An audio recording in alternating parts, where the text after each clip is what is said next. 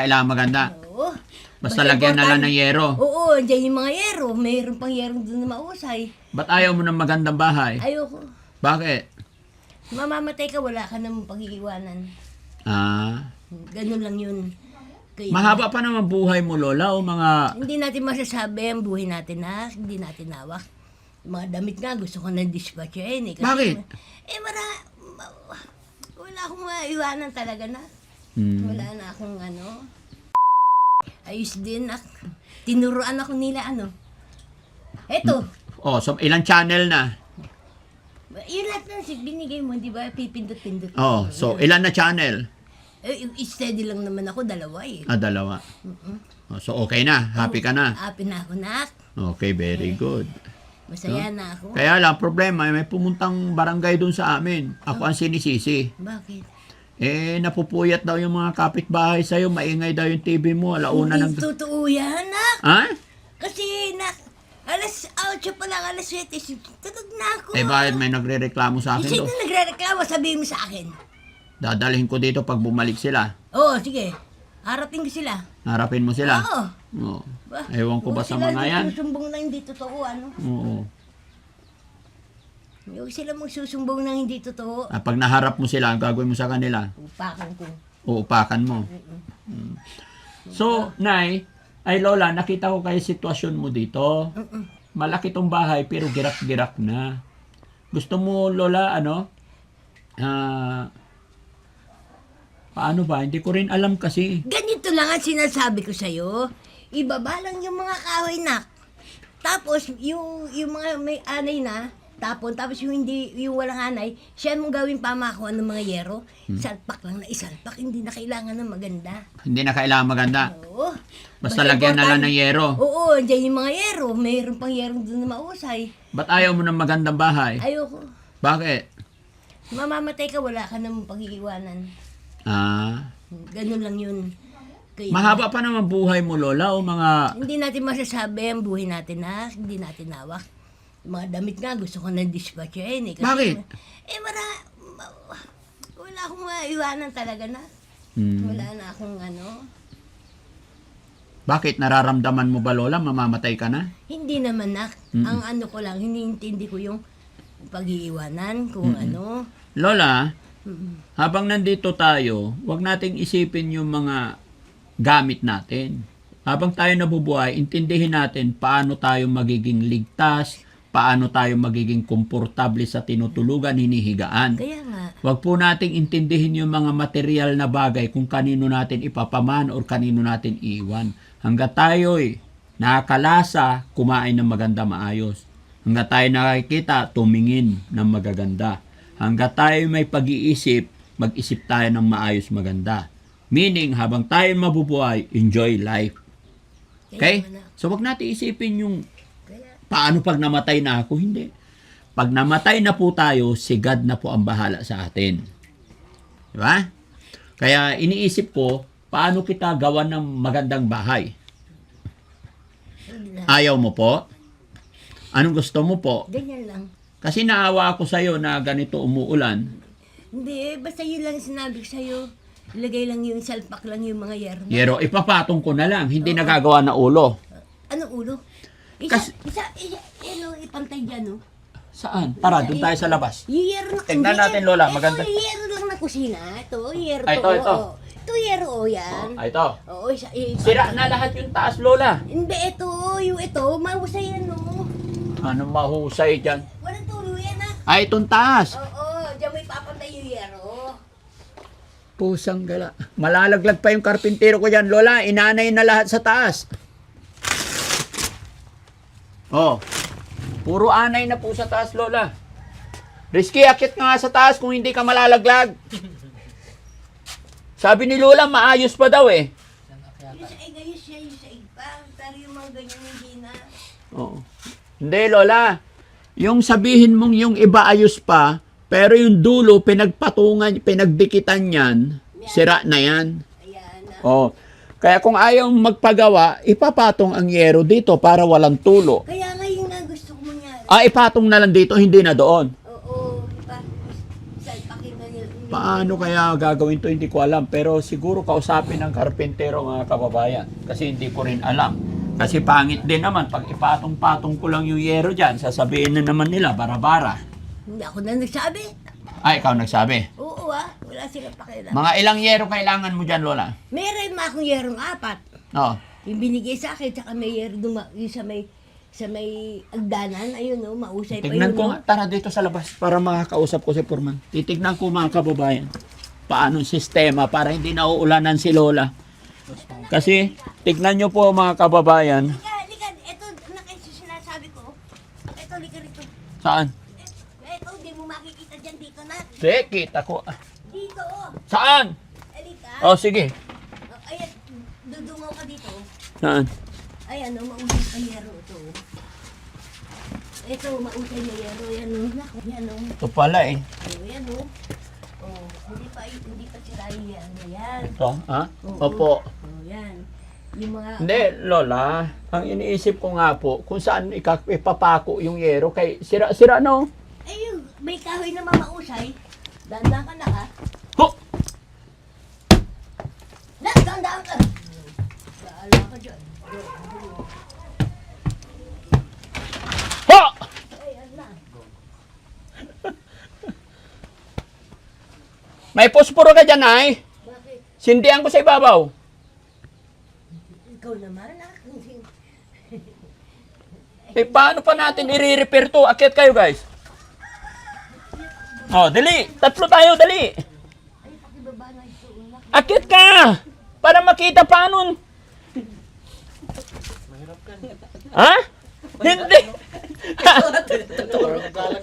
Hindi! Akyat ka! Nakahawak naman ako dito eh. Wala nang kapit yun. Hindi! Hindi, pambira naman.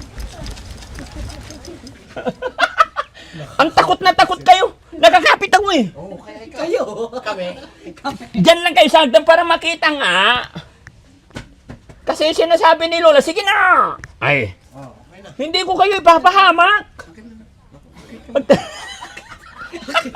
Magtiwala kayo sa akin po dyan. Dali! Sabay kayo, sabay hakbang. Isa, Mahirap na. dalawa. Anong mahirap na? Hindi ko kayo ipapahamak. Pangarap. Halika na, oh. Oh, dali. Dali, dito ka. Oh, tignan mo. Halika rap dito ka para makita nyo na maayos itong bahay. Dito ka, Chano. Oh. Dito ka. Diyan. No, dali. Agad na. Paano tayo matapos dito? Oh, hindi. Oh.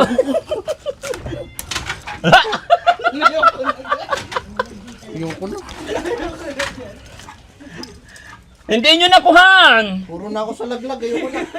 Grabe naman to. Kala nyo ipapahamak ko kayo eh. O, di ba? Paano paayusin to? Wala na. Sira na. Kaya maganda dito, tanggalin na lahat. O, baba na ako. Tibay-tibay pa nito. Malaglag na ako sa buhangin. Asan na si Lola? Nagtago. Ha? Lola, halika.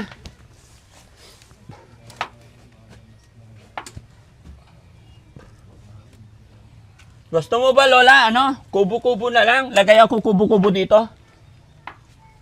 Opo. Pwede, dito. Oh. Sarapan lang. Oh, dito. Ha? Huwag malaki. Wag malaki. Ayaw ba bigyan kita ng maganda? Sabi sa'yo, dito na lang laki. Lola, pag inayos ko yan, baka yung pader tutumba sa'yo, mabilis ikaw patay. Tignan mo yung pader, oh, crack-crack na. Oh, yung bibili ako ng kubo-kubo. Mas maganda dito. Oo. Oh, para dito ka natitira. Ha? Sige, so yun, mga kababayan, mga kabarangay, kaninang umaga po, malakas ang ulan. So naisip ko po, paano na sitwasyon ni Lola dahil sa lakas ng ulan. Ayun, doble-doble na. Dito, may tolda. Tapos pangalawa, tolda ulit. Kaya si Lola, yuko ng yuko, nagiging kuba na. So pag-iisipan kong maigi, Lola, ha, babalik ako at mag-i-inquire muna ako sa kubo-kubo. No? So, ito muna yung update ko sa inyo mga kababayan. At pahingi isang supot na hopya dyan. Bigyan natin si Lola ng hopya para may sausaw siya sa kape. No? Aalis na kayo. Aalis ka na. Opo. Tinignan ko lang yung sitwasyon mo po dito, Lola. Pero wag kang mag-alala. Pera. Ha? Wala akong pambiling ulam. Wala kang pambiling ulam. Magdadala ako rito ng pechay, gulay. Ayaw ko. Ayaw mo gulay? Hindi. Pampalakas ng katawan ng gulay. Anong gusto mo ulam? Ha? Maraming gulay doon. Hindi nga ako makain ng gulay na. Ay, hindi kumakain ng gulay. Sige. Ikaw naman, Lola, masyado kang matampuhin eh. Hindi ako kumakain talaga ng gulay na. Eto, Lola, napakasarap. Hopia de Paraguaya. Ayaw. Merienda. Merienda. Tapos bibigyan natin si Lola na pambili daw ng ulam mga kababayan kasi ayaw daw niya ng gulay. Ha? O, Lola. 15,000. Oo. O, Maraming salamat na. sige po. Pero Lola, hindi na talaga po pwede yan, no? Pero sige, bahala na. So, yun mga kababayan, mga kabarangay, no? Sana sa pagbalik natin ay matutulungan na natin si Lola. Ang sabi nga ni Lola, kahit yero na lang. Yero na lang, ipapatong din dito. Oo, ipatong lang. Gusto nga ni Lola, patungan lang daw ng yero to. Yung hindi lang siya, Mabasa. mababasa. Kasi mamamatay din naman daw siya, kaya ayaw niya na ng bahay na maganda. Sabi ko nga, wag niyang isipin yung kamatayan. Ayan o, tatanggalin nyo lang yan o. Pati yung mga ano. Basta tanggalin lang lahat yung mga kahoy. Tapos lagay nyo na yung yero. Lola, sira na nga po lahat yan. Kaya nga. Kaya nga lahat nga sira baba. Hindi ibig ko sabihin, mahina na yung pamakuan. Sasalpak mo lang yung yero na hindi na kailangan ng bako-bako. Naiintindihan mo ba ako? Ha? Naiintindihan mo ba ako? Tanggalin na lahat yan. Oo. Anak. Iisalpak mo na lang yan. O, kahit sige may- Lola, ganito.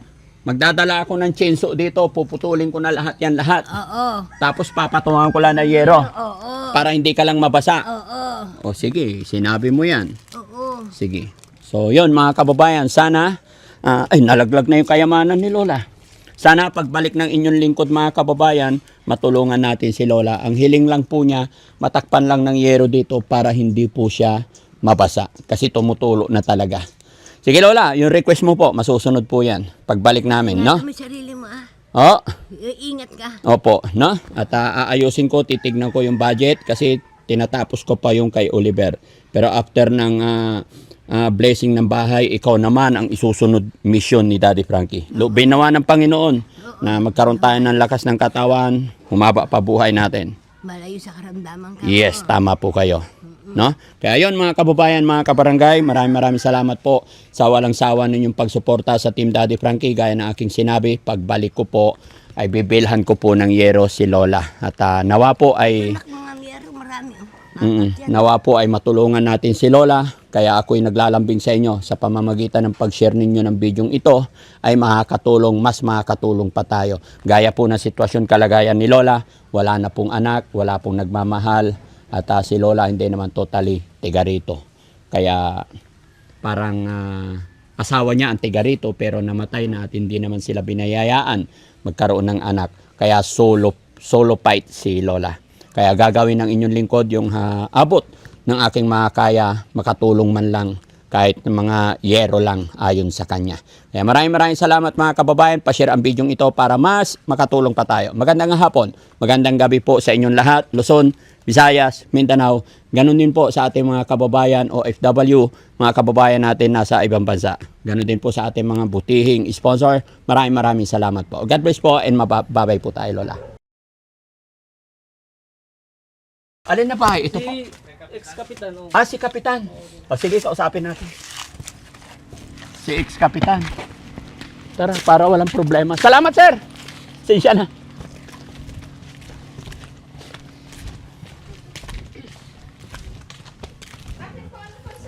Ayan. Nagtanong ako dun sa kapitbahay ni Lola Cheding. Sabi nila, dito na lang daw ako magpaalam. Wala po siya dyan? Nandyan po.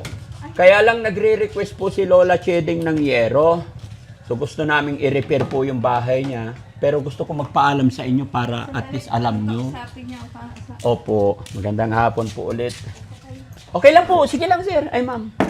Kap! Magandang, ngaro mo si kayo. Oh, walay, labay ko labata panon. Oh, sige, sige. On. Sala, sige laba. Kaya paga. Daddy Frankie po. Ayan. Oh, sige, sir. So, okay lang may video ko? Okay lang? Okay lang ba? Salamat.